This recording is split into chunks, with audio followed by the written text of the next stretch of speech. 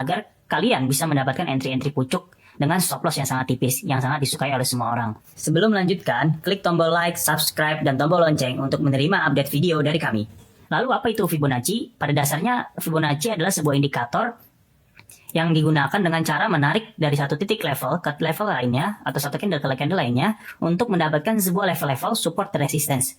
Bisa kita lihat di sini, ini level-level seperti 0,382, 0,5, 0,618, 1, 1,618. Ini adalah level-level support resistance yang bisa kita gunakan untuk menentukan titik pembalikan arah atau terjadinya penerusan arah seperti itu, atau bisa kita gunakan juga sebagai take profit. Lalu bagaimana cara kita men-setting Fibonacci? Settingan yang kita akan gunakan pada kali ini tidak sama setting default. Kita harus menggantinya.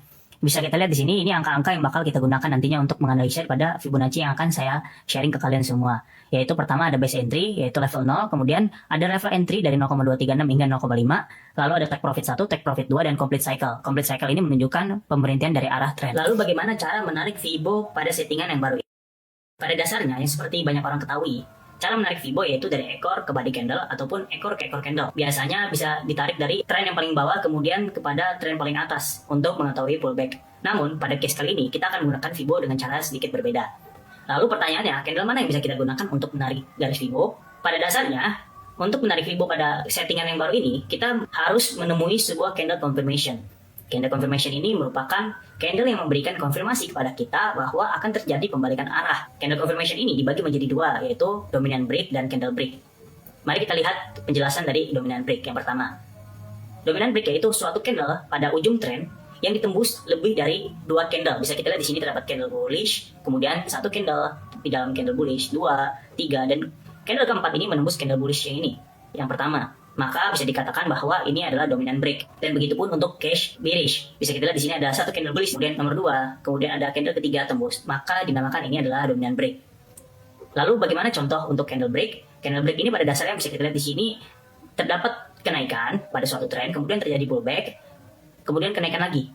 Nah, pullback ini kita tanda sebagai CB. Kita pastikan bahwa penurunan pada akhir tren menembus dari CB ini, maka kita bisa dinamakan ini adalah candle break untuk bullish. Dan begitu pun untuk bearish. Bisa kita lihat di sini penurunan, pullback, kita tanda pullback di sini, kemudian terdapat penurunan kembali, kemudian terdapat pembalikan arah yang menembus dari CB yang tadi sudah kita tanda. Itu adalah dua candle confirmation yang bisa kita gunakan untuk menarik Fibo. Lalu bagaimana cara penggunaannya? Mari kita lihat contohnya. Pada case kali ini kita bisa melihat contoh Euro USD. Hal yang pertama kita lakukan yaitu mencari ujung trend. Bisa kita lihat di sini penurunan sampai ujung. Lalu kita tanda candle yang paling bawah untuk bearish. Nah, di sini bisa kita lihat bahwa candle bearish ini tembus lebih dari dua candle. Kita bisa hitung 1, 2, 3, 4, 5, 6, 7, 8, 9, dan 10. Candle 10 ini menembus candle paling bawah bearish. Maka ini dinamakan dominant break. Lalu apa yang kita perlu lakukan? Kita menarik Fibonacci dari ujung yang paling bawah, ekor, sampai body candle. Nah, ini adalah cara yang benar menarik candle case dominant break. Lalu contoh untuk yang kedua, Audrey JPY. Sama, hal yang pertama kita lakukan itu memberikan tanda pada candle yang paling atas atau paling bawah. Pada case ini paling atas. Bisa kita lihat candle bullish ini ditembus lebih dari dua candle. 1, 2, 3, 4, 5. Lalu kita tarik ujung candle hingga ujung candle. Kemudian kita mencari contoh untuk candle break. Untuk penarikan candle break, hal yang pertama kita lakukan juga sama, kita memberikan tanda pada candle yang paling bawah. Namun, seperti kita ketahui, syarat untuk dominant break itu harus lebih dari dua candle. Tapi untuk case dari sini kita bisa lihat, candle pertama saja sudah menembus dari candle yang paling bawah. Lalu apa yang kita perlu lakukan? Sesuai tadi hukum CB, kita harus memberikan tanda CB. CB paling dekat yaitu di sini.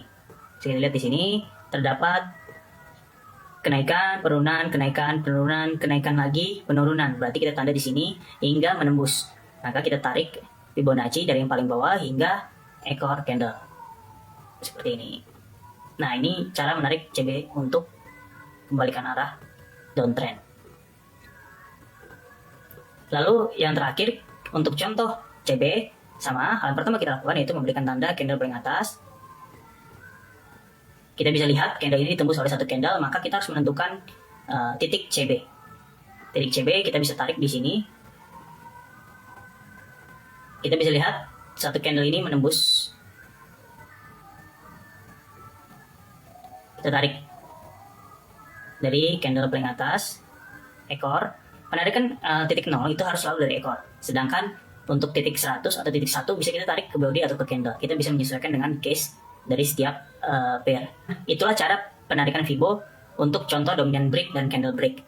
Lalu bagaimana cara kita penggunaan Fibo dalam trading ketika kita sudah mengetahui cara penarikannya? Pada dasarnya penarikan Fibo itu bisa digunakan pada 3 kategori. Yang pertama yaitu untuk menentukan TP, take profit.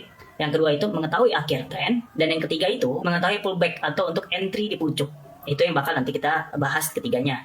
Nah, kita balik lagi ke contoh yang pertama. Bisa kita lihat di sini, ketika kita menarik garis Fibo, bisa kita lihat di sini bahwa pada TP1 itu terdapat pullback atau terdapat resistance, ya, terdapat hambatan-hambatan, kemudian terdapat retest, dan begitu pun di TP2 terdapat ada hambatan sampai ketiga. Di sini kita bisa mengetahui akhir dari tren sudah mulai terlihat. Dan begitu pun untuk case yang sama seperti ini. Bisa kita lihat di sini kita mengetahui bahwa akhir dari tren sudah terjadi. Ya, di sini daerah complete cycle atau akhir dari tren. Kita bisa lihat di sini terjadi pembalikan arah kembali untuk naik. Dan begitu pun sama untuk case yang ketiga. Kita bisa mengetahui bahwa pada gold terjadi akhir dari tren. Ya, bisa kita lihat di sini complete cycle. Baru 2 kali retest bisa kita lihat ya. Jadi kita tahu ujung-ujung tren dari setiap perjalanan. Namun apabila terjadi penembusan dari ujung tren itu kita bisa melihat time frame yang lebih besar lagi untuk menarik Fibo. Contoh seperti ini. Bisa kita lihat di sini di candle di titik complete cycle dia tembus, kemudian dia kembali lagi untuk sideway, kemudian dia tembus lagi, dia mengambil ke bawah. Maka bisa kita ketahui di sini terjadi penarikan Fibo yang seharusnya dilakukan di daily, bukan di H4. Ya, dan di sini kita juga bisa lihat di sini belum terjadi adanya pembalikan arah. Ya, di sini candle paling bawah, tapi dia satu daerah dan kita CB di sini. Jadi belum ada pembalikan arah untuk naik seperti itu. Itu 2 contoh yang sudah kita tunjukkan, yaitu untuk TP dan kita untuk ujung dari tren. Lalu bagaimana untuk penggunaan pullback? Kita tonton di video berikutnya untuk mendapatkan entry-entry di ujung dengan menggunakan Fibonacci. Seperti itu. Terima kasih. Bagi Anda yang masih belum paham untuk dasar-dasar dari Fibonacci, silahkan komen dan tanya di kolom komentar di bawah channel ini. Terima kasih.